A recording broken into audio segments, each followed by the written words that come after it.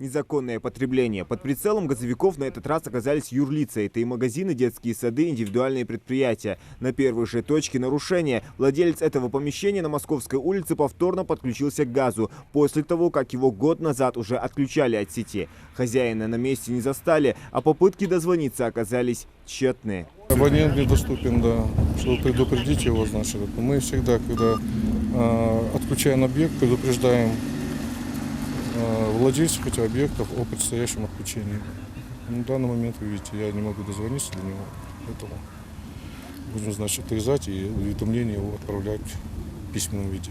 Если при первой попытке незаконного подключения хозяину выписали штраф в размере 80 тысяч рублей, то сейчас на него заведут уголовное дело по 215 статье. При проверке документации, ранее поданной, мы будем выявлять, если человек ранее привлекался к административной ответственности, значит, он будет привлечен к уголовной ответственности.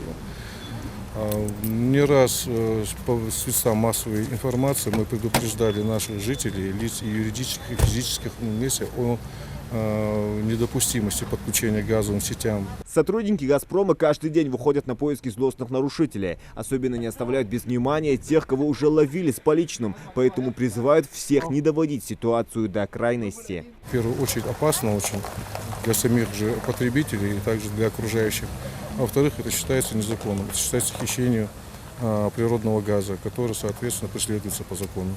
Следующая точка проверки – автомобильная техстанция по Бакинской улице. Здесь история также повторяется. Владельца на месте нет, поэтому газовики, не церемонясь, просто отрезают их от сети. Рейды продолжатся и дальше. Единственный законный путь, чтобы вернуть газ – заключить соглашение на его поставку. Ведь незаконные врезки, как показывает горький опыт, оборачиваются куда дороже, чем штрафы. Зелимхан Калоев, Магомед Даскиев, Новости 24.